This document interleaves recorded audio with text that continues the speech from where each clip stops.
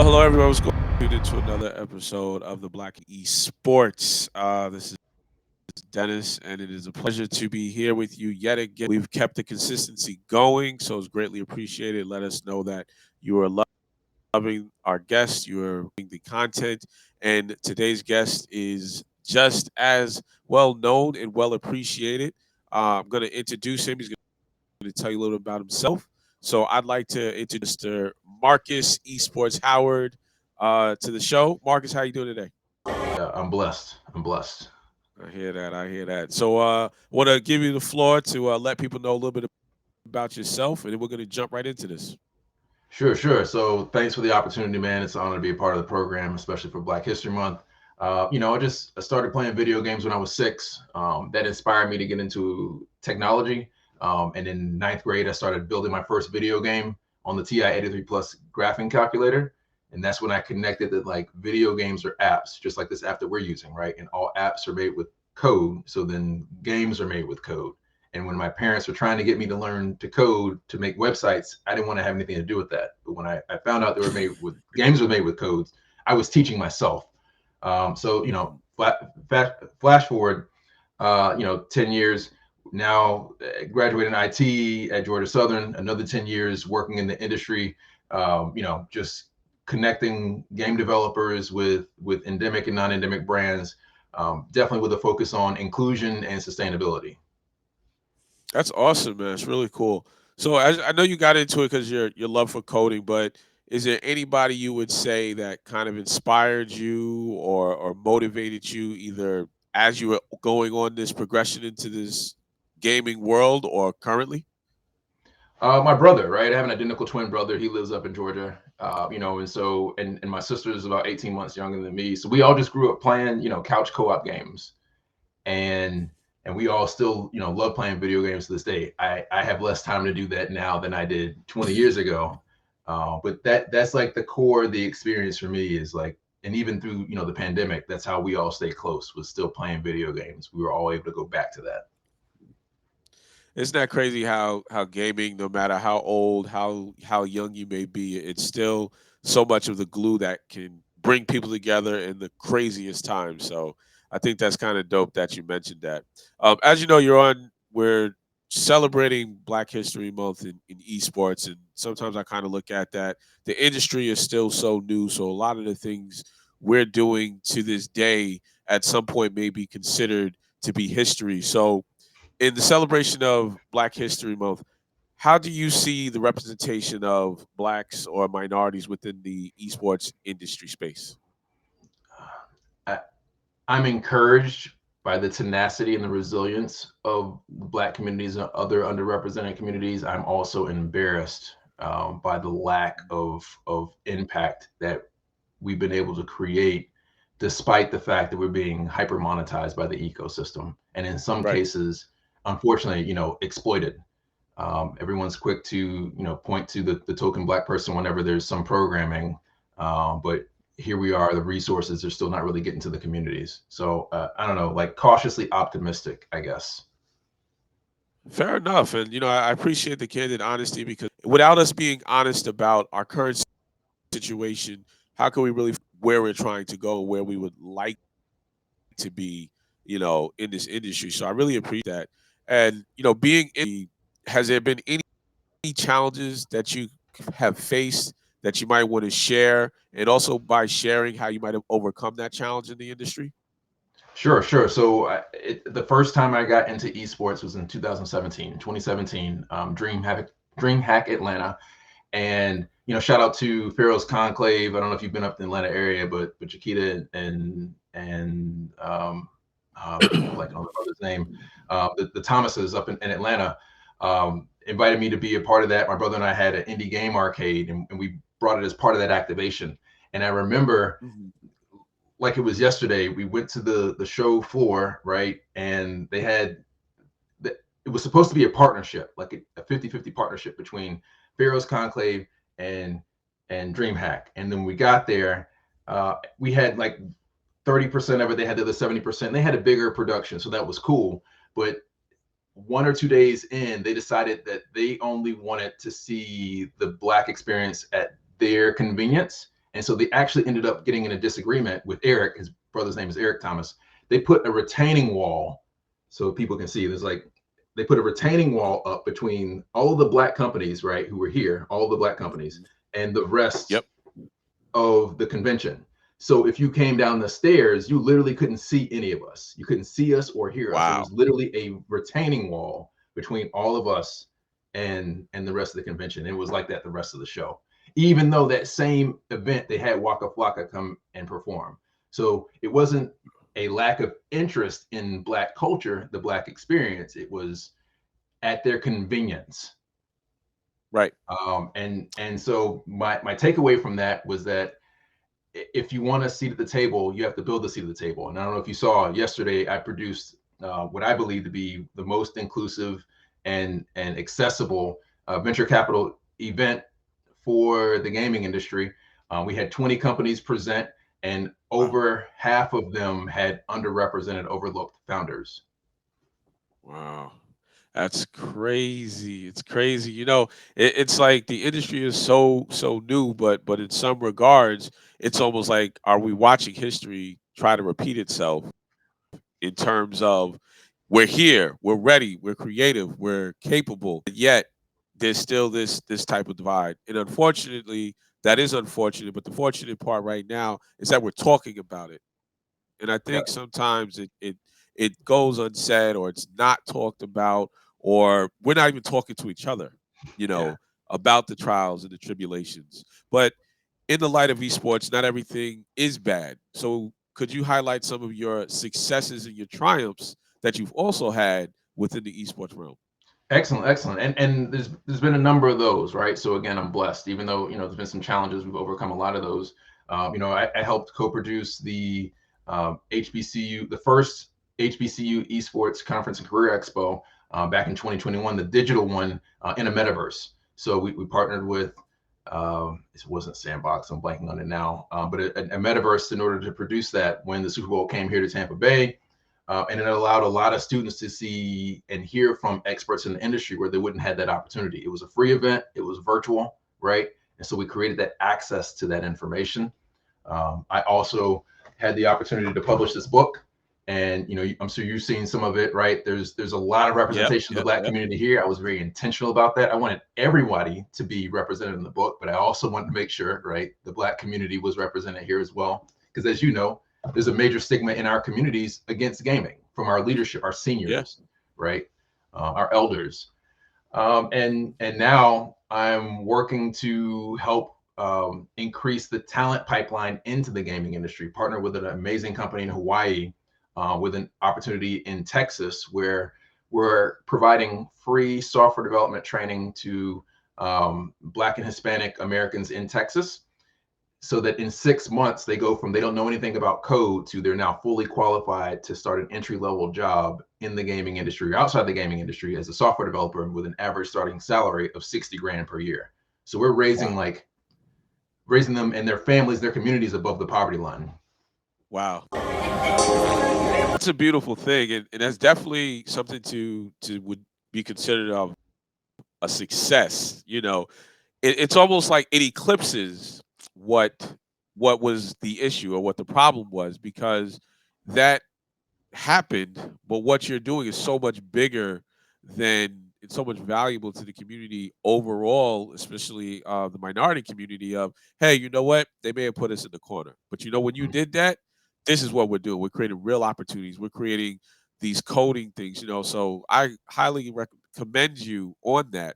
And now out of those things you mentioned, and I'm just curious, is there one thing in particular out of those that you're the most proud of? And if so, why that? I'm most proud of the potential for this program that we started in Texas because I think we can scale it. I was just, Okay. we started this a little bit late because I was speaking at a school here in Tampa, and I met with a gentleman whose father is a pastor, and he sees some opportunity for that program here in Tampa Bay, right? And I don't know if you've seen, I got in a lot of trouble here locally. There was an article sorry, there was a job description that was posted saying they were for candidates, they wanted preferably Caucasian candidates here in Tampa Bay. Oh wow. Um, Wow. and so I made a lot of noise about that, right? I raised the profile of that, especially when there was the startup of the year event was here in Tampa Bay. All eyes are on Tampa Bay, and I'm raising this issue because nobody is discussing it. I think I've gotten blacklisted here to a degree because of it. But even at that, in the technology sector, I still have this opportunity to help our communities and communities at large, right? It's Right. equally a class issue, I think, as much as it is a race issue, minority communities, Mm. but create that opportunity for upward mobility and again generational wealth. I don't know if you've seen the stat. There's a report that says a 2017 report, but this happened before the pandemic. It estimated that by 2053, the median household wealth of Black Americans would fall to zero. That means basically perpetual Wow. debt. That was before the Wow. pandemic, and we know that the pandemic hit the urban communities like worse than it did non-urban communities. Right. It definitely did. With that being said, do you think that if we were to pay attention to what's going around us, esports industry specific, do you think there's an opportunity for us to combat that stat that is, doom and gloom that's in front of us? Is there real opportunities for us as it states in the esports world? I think so. I think what got me into tech was video games, right? And Hmm. I think when I talked to a lot of folks in the space, they got into business or tech because of their love for video games.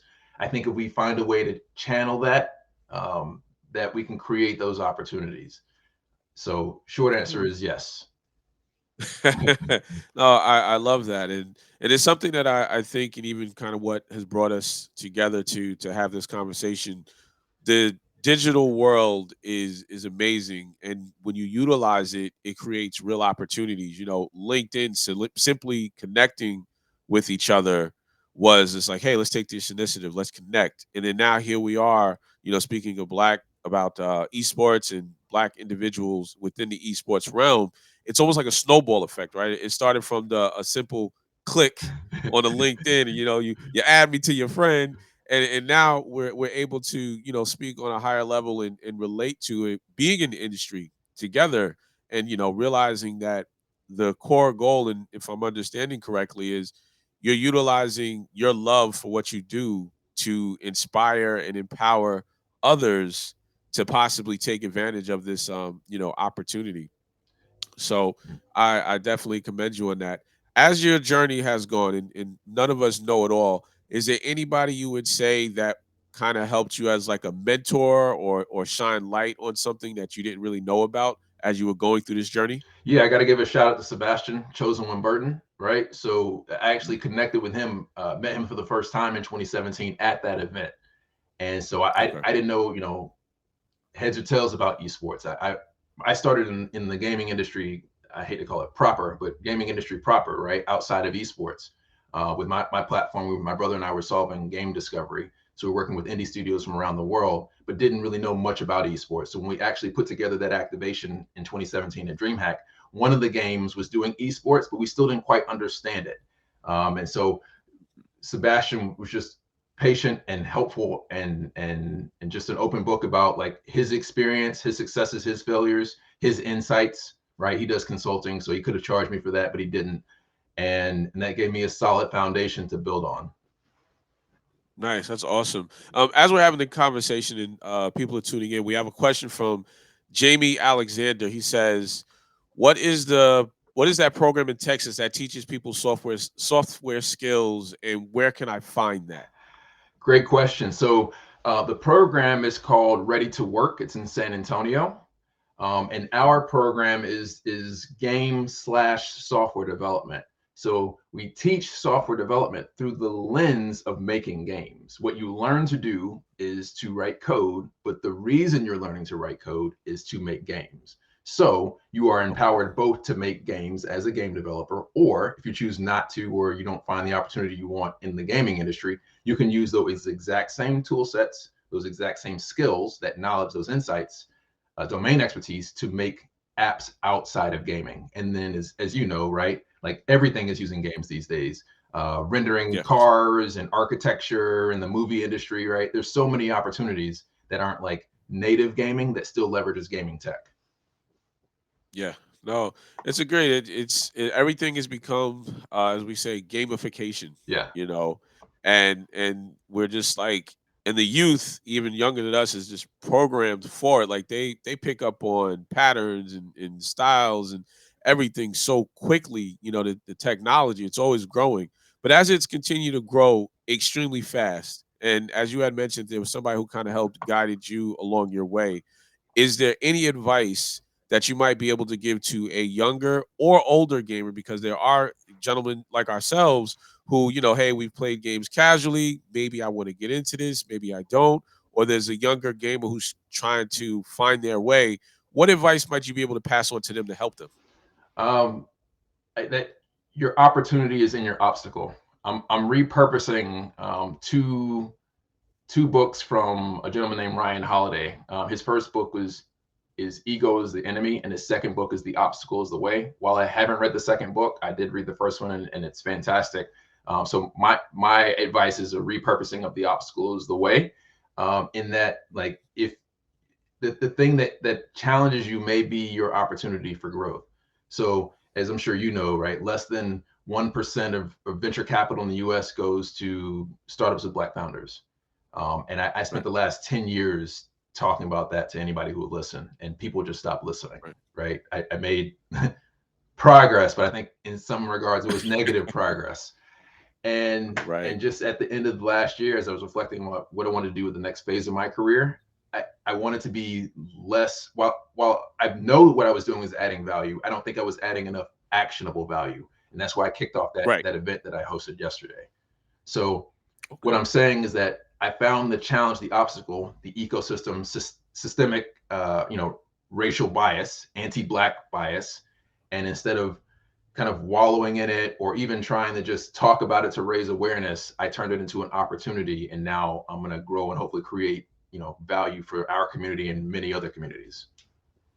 No, I love it. I love it. And you mentioned on community and being a part of the black community or the diaspora, as sometimes it's referred to when you're outside of the country. How important would you say it is for us to come together as a community within the esports and gaming industry? I think it's vital. I actually had an opportunity to work with Kwesi. I don't know if you know Kwesi Hayford from Ghana.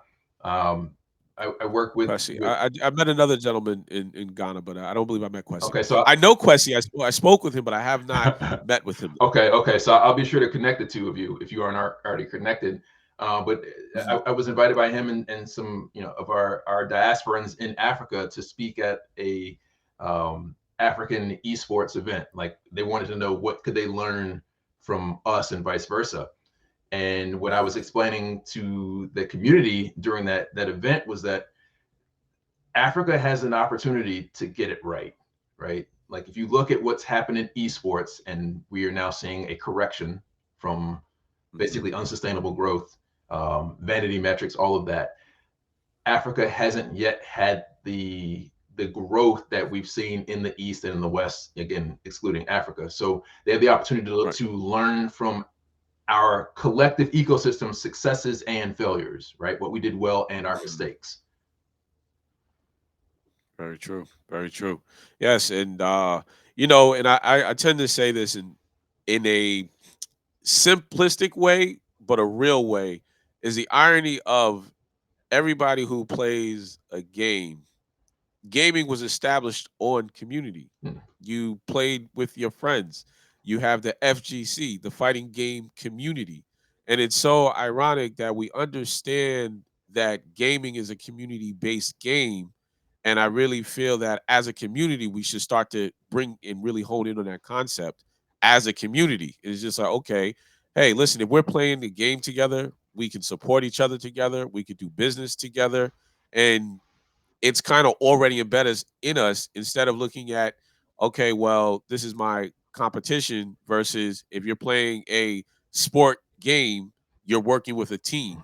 And the same way you're able to get that high score, it's a parallel of what we have the opportunity to do in this industry. So I love the fact that you articulated that over in Africa when you had a chance to speak. So kudos to you. But it was very real. They have a chance to learn from what was done wrong and what they can do right. And even now, so with us being here today, hopefully the message is heard that we still have the opportunity to change what we might have done in the past in other atmospheres, others arenas, but we can really change it, within the world of esports as well. So, I definitely do value your insight on that. But random question, or do you plan to go there again? I've never been. So Sebastian went. Oh, So okay. I helped Sebastian. Yep. Sebastian actually produced Ghana's. Sorry, let me get this right. Yes. The esports, the largest prize pool esports tournament in Ghana's history. Sebastian produced that like 3 or 4 months Oh, ago.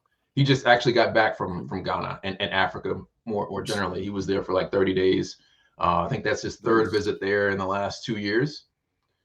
So he's representing all of us that can't get Okay. there. He's putting in the groundwork, definitely investing into ecosystems there, sharing knowledge, Nice. sharing contacts, and so I'm supporting him, supporting the African continent.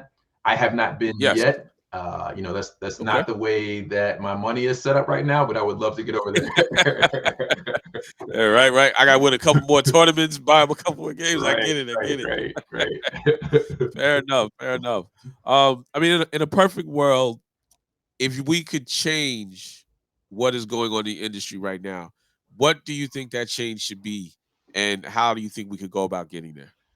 I just saw an article today that Riot Games announced the official name for Project L, formerly Project L. It's now called like 2XKO.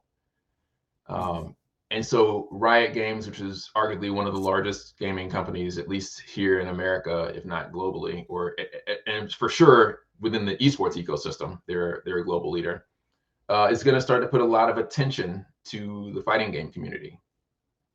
Hmm. So I think that there's a lot of opportunity there for the urban community, which is what the fighting game community was built off of, the genesis of the fighting game community, right?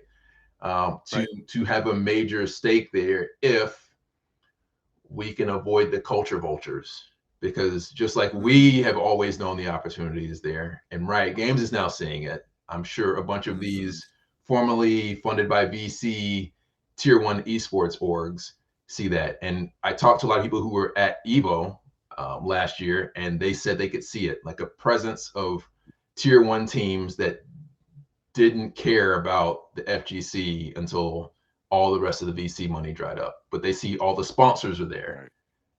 Right. Hmm. Absolutely. Um, I guess as in the future, because we addressed that their eyes are there. Um, how do you think we could improve the diversity within the gaming realm? In your opinion, in the future, what are some things or some steps that we can take? Because marathon isn't run in one step. Mm. It's a long process. But if there was anything that you could say that we could do as soon as today or tomorrow to help improve the diversity or inclusion in gaming, what would you suggest? This is going to sound so promotional, No, no. because to a degree Listen. it is. But I'm working with an indie developer in Finland. We're launching a new Mhm. game. His game. He's been working on it for 2 years. It's called IAH Internet War. I Am Hacker Internet War. It plays like a mix between StarCraft and Tron. What's cool about this Right. game is the single player you play with a mouse and keyboard or a controller, so it's accessible across multiple platforms. He's already built a demo for PC and is going to launch it on console. But the multiplayer, not only can you play it with the mouse and keyboard, not only can you play with the controller, you can play the game, the competitive mode, with by writing code or using Chat GPT. So the Ah. way he has designed the tournaments is that he wants non-endemic brands to come in and sponsor the tournament. Let's say, for the sake of the argument, Microsoft wants to get better at recruiting diverse talent or recruiting upcoming tech talent.